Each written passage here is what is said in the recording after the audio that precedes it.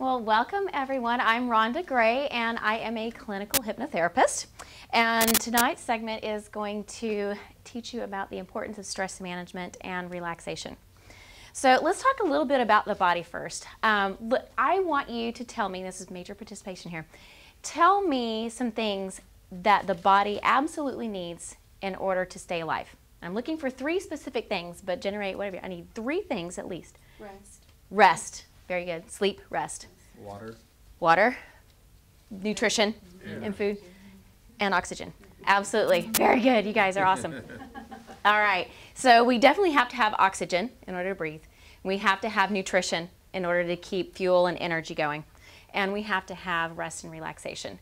Our bodies were meant to have sleep. That's how nature intended it, and we do have to have sleep every night. When there's cases of insomnia, we do not participate in things well. Our mental faculties are kind of clouded. I hear that a lot. I feel like cloudy or feel like I'm in a fog, things like that. And basically what's happening is we do not have enough oxygen going into our brain. We do not have the appropriate amount of blood flow.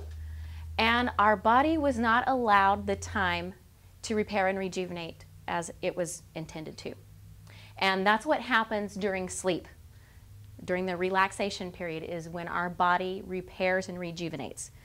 Just everyday activities, walking, exercising on top of that, but just walking is hard on our body.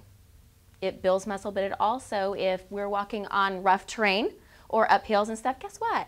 That kind of builds little micro tears in our muscles.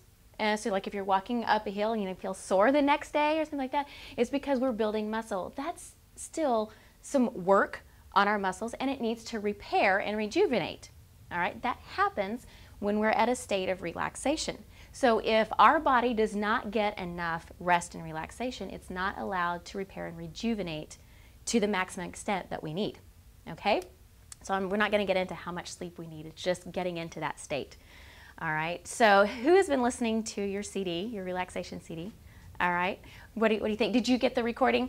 I resent it. Oh, you did? Yes. Well, no, not in my email. I didn't. I mean. Okay. Now it'll come by Dropbox. Okay. And I sent 2 emails to you to let you know and the directions. Okay. And it comes actually from. Check my Okay. email. Okay. Well, it may have gone to spam. So check that as well. If not, call me tomorrow. No problem. No problem. I want to make sure that you get that. So when do you listen to your CD? Usually at nighttime. At nighttime? Okay. Daniel, how about you? Nighttime. At nighttime. Okay. So what do you experience when listening to it? I feel more at ease and Okay. able to rest actually because I Wonderful. have an insomnia problem. So.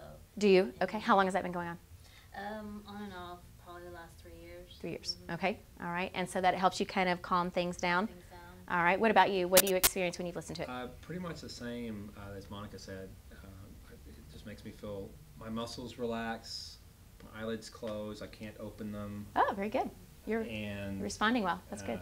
And the light comes in through the box in my head. So as it Good. says. Good. See, you can imagine, sense, and feel. Yeah. Yeah. Very good. Very good.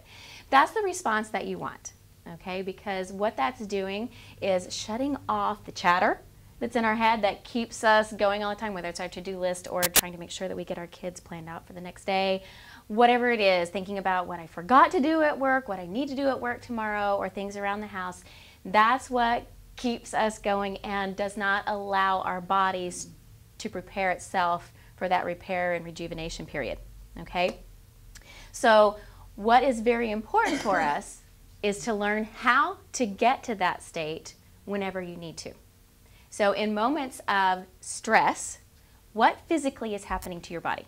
And it can be with another person, or at school, at work, whatever. Think of something. I think you kind of have a high stress job at times. Yeah.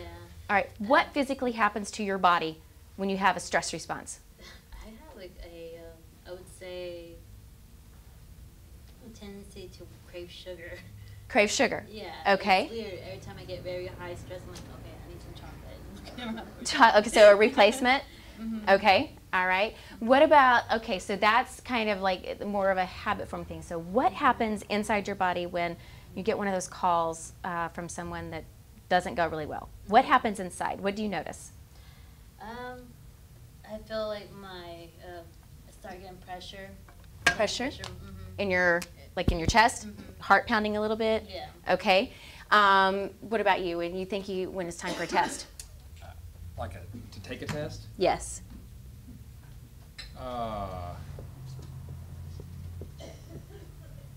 Probably it's anxiety. Okay. What does anxiety feel like? It's like, well, you want to make a good impression. Physically. What's it physically? Describe it kinesthetically to me.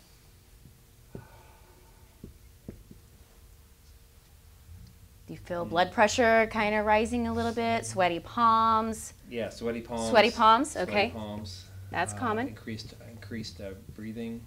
Oh, okay. Increased breathing. Fatigue. Okay, yes.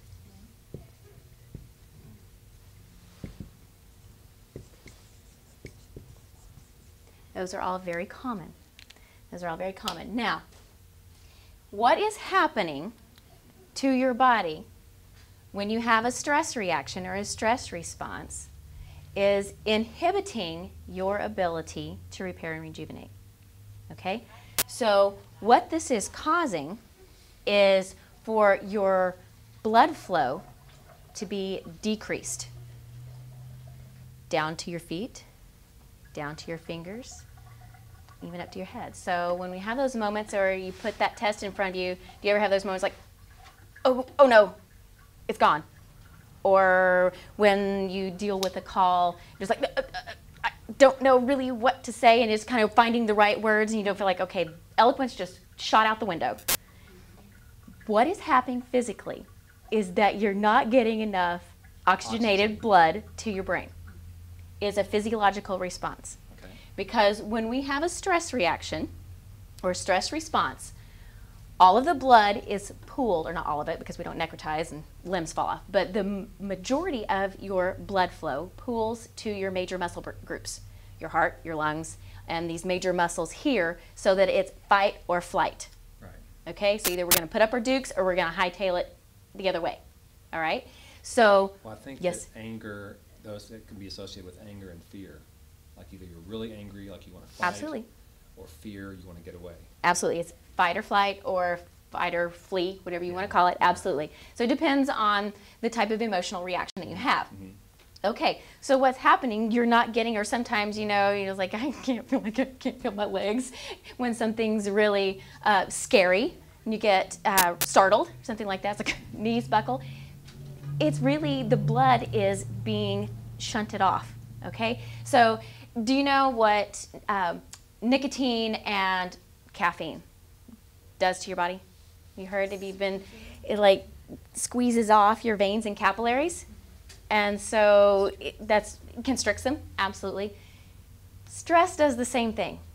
It's like having an espresso IV.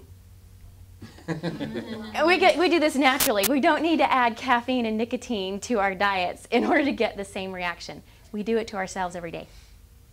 Okay? So when we have these stress responses, those veins and capillaries start squeezing off, and we don't get adequate blood flow, which carries oxygen, all the way down to our toes, to our fingers. Sometimes do you feel like your toes are cold, or your hands are cold, or fingers are cold when you get really up in arms, when things don't go right at work or with someone? You're not getting enough blood flow. But that includes your head as well. So physically what's happening is the blood is being shunted from your cerebral cortex. And this is where all the processing and those eloquent words of how to deal with the situation comes from. So I don't know if you were taught, I was when I was small, don't hit your brother. Take some deep breaths before you react.